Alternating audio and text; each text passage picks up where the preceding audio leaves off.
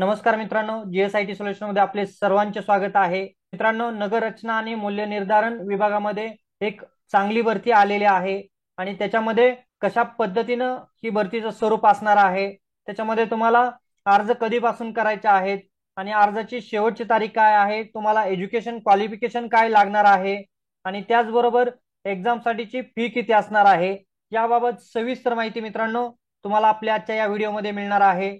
त्यासाठी व्हिडिओला without skip करता शेवटपर्यंत पहा, म्हणजे ही महत्वाची जी माहिती आहे ही महत्वाची माहिती मित्रांनो तुमच्यापर्यंत पोहोचून जाईल. आणि माझी एक तुम्हाला रिक्वेस्ट आहे मित्रांनो, तुम्हाला असेच भरतीचे व्हिडिओ पाहण्यासाठी तुम्ही अजूनपर्यंत जर आपल्या चॅनलला सबस्क्राईब केलं नसेल तर प्लीज आपल्या चॅनलला सबस्क्राईब करा, लाईक करा आणि महत्वाचं म्हणजे बेल आयकॉनचं बटन क्लिक करा, म्हणजे असेच माहितीपूर्ण व्हिडिओ सर्वात अगोदर तुमच्यापर्यंत येऊन जातील.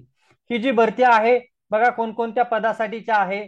याच्यामध्ये म्हटलेलं आहे नगररचना आणि मूल्य निर्धारण संचालनालय राज्यस्तरीय गट ब मधील रचना सहाय्यक गट ब, त्याच्यानंतर उच्च श्रेणी लघुलेखक व निम्न श्रेणी लघुलेखक गट ब, या 3 पदांसाठीची ही भरती असणार आहे. आणि याच्यामध्ये बघा आजच 27/7/2024 रोजी याची जी जाहिरात आहे ती जाहिरात प्रसिद्ध झालेली आहे.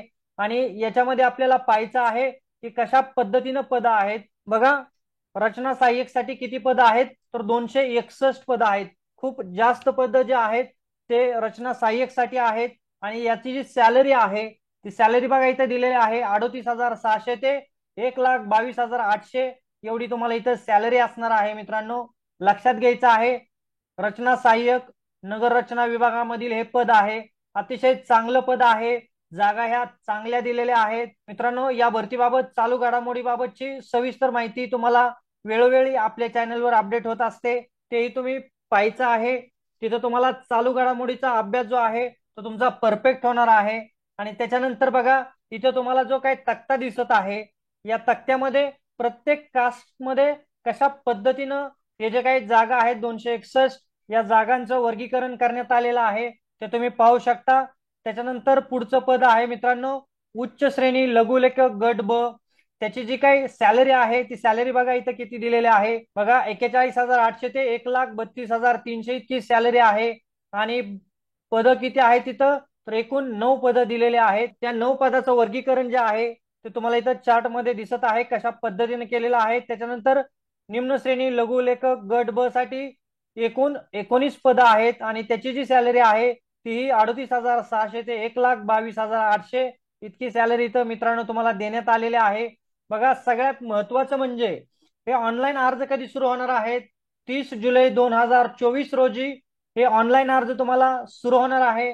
आणि त्याची शेवटची तारीख जी आहे ती शेवटची तारीख आहे 29 ऑगस्ट 2024 ला.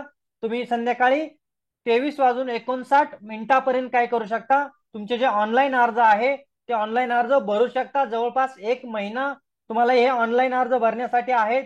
आणि तुम्हाला या परीक्षेसाठीचं परीक्षा शुल्क जे आहे ते परीक्षा शुल्क पण तुम्हाला 30 ऑगस्ट 2024 पर्यंत काय करायचं आहे, भरायचं आहे. लक्षात आलं का? ऑनलाईन फॉर्म जे आहे ते 30 जुलैला सुरू होणार आहे आणि 29 ऑगस्ट पर्यंत आपल्याला ऑनलाईन फॉर्म भरायचे आहेत.